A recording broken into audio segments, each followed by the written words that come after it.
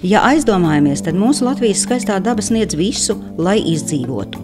Tomēr liela civilizācijas procesa ietekmē priekšroku dodam veikalos nopērkamai pārtikai, mazvērības veltot tam, ko ēdam. Un rezultāts – ar vien pieaugošas dažādas saslimšanas, tā skaitā sirds asinsvadu slimības.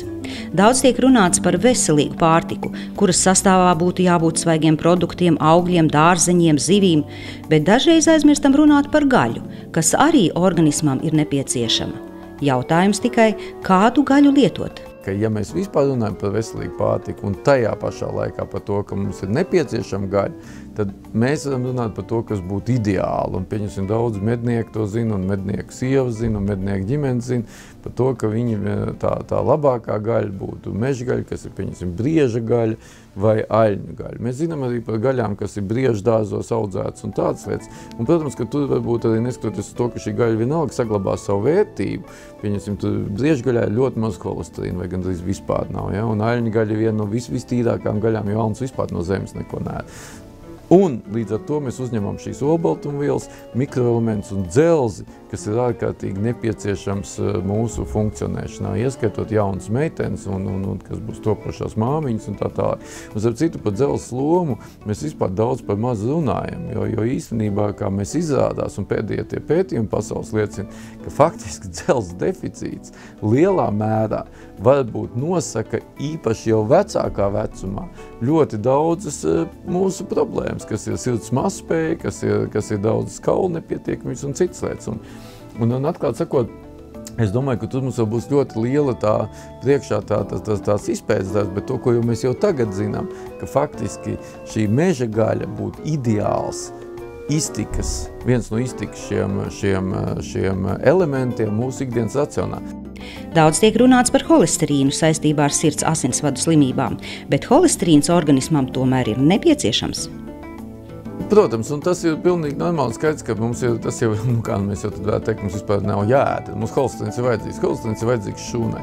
Bet tāpēc ir absolūti skaidrs holesterīna normas. Ja? Un līdzīgs ir jautājums par to, kā mums ir no asinsspiediens. Mēs saka, uztraucamies par augstu asinsspiedienu. Neviens jau nesaka, mums jau kaut kādam asinsspiedienu līmenim ir jābūt, bet tam līmenim ir jābūt noteikti tajās normās. Bet ja tikko holesterīns ir paaugstināts, tas sāk kļūt par riska faktoru. Man ļoti nepatīk šī faktiski tā tendence, ka mums ir Latvijā kaut kas tāds balts un melns, vai cilvēks saka. Protams, ka holesterīns mums ir vajadzīgs. Holesterīns ir vajadzīgs šūnu enerģijai, bet tikko holesterīns ir par daudz, mums īstenībā tas darbojas kā ārkārtīgi agresīvs riska faktors. Un tāpēc vienkārši mums ir ēdot šo meža gaļu, mēs varam kontrolēt un noteikt arī, ne tikai meža gaļa, tas nav tikai tā. Protams, tas nekas jau nav panacēja, tas viss ir noteiktā sistēmā kopā, bet kontrolējot to, mēs daudz faktiski labāk varētu nodzīvot kvalitatīvu un labāku to mūžu. Protams, kombinācijā ar vispārējo, ko mēs ēdam, tāpat tās ogas vajag ēst no meža un daudz citas lietas. Tāpat viņas mēģināt sagatavot, ja, ka tāds gads kā šogad ir baravīgs. Ja, visas mājasemniecības zina, ka bija baravīgs arī var ēst visu gadu, viņas tikai pareizi būtu jāsagatavo, vai ne? Un tieši tas pats attiec uz mūsu ogām. Mums viņas faktiski vajadzētu sagatavot. Un tas ir tas, ko drusku zinātniekiem būtu jānāk tālāk arī pārtiks ražotājiem. Būtībā kādā veidā vai liofilizācijas procesiem vai daudzām citām lietām, kādā veidā faktiski saglabājot barības vielas vislabākās, mēs varam to lietot pārtikā caur gadu. Ka mums ir jārunā arī par meža gaļas ēšanas kultūru.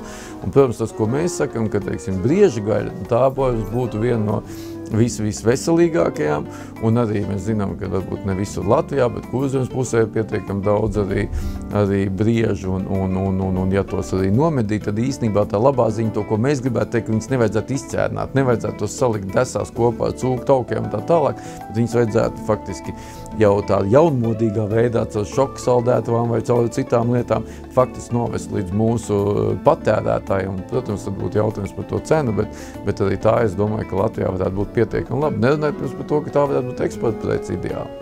Savvaļas brieža gaļu Latvijas veikalos šobrīd piedāvā firma Vidagas Barons. Brieži medīti Latvijas mežos. Gaļa ir ātri saldēta, izmantojot modernas tehnoloģijas, kas nodrošina gaļas labās īpašības arī pēc atkausēšanas. Tautā to sauc par šoka saldēšanu. Produkts radīts domājot par dāmām, kā arī par kungiem, kuri vēlas ēst veselīgi, garšīgi un gatavot izcilu maltīti ar minimālu piepūli virtuvē.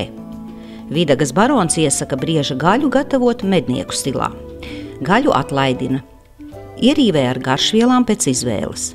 Saderīgākās no tām – ķiploks, melnie pipari, rozā pipari, rozmarīns, timjāns, sinepju sēklas. Ļauj pastāvēt vēsā vietā 20 līdz 30 minūtes. Tad liek uz pannas, cepeškrāsnī vai sautējamā katlā un cep vai sautē. Pasniedz ar kartupeļu krepēm un krāsnī ceptiem kāļiem, burkāniem vai sezonas dārzeņiem, pievienojot Latvijas meža brūkleņu ievārījumu. Lai labi garšo!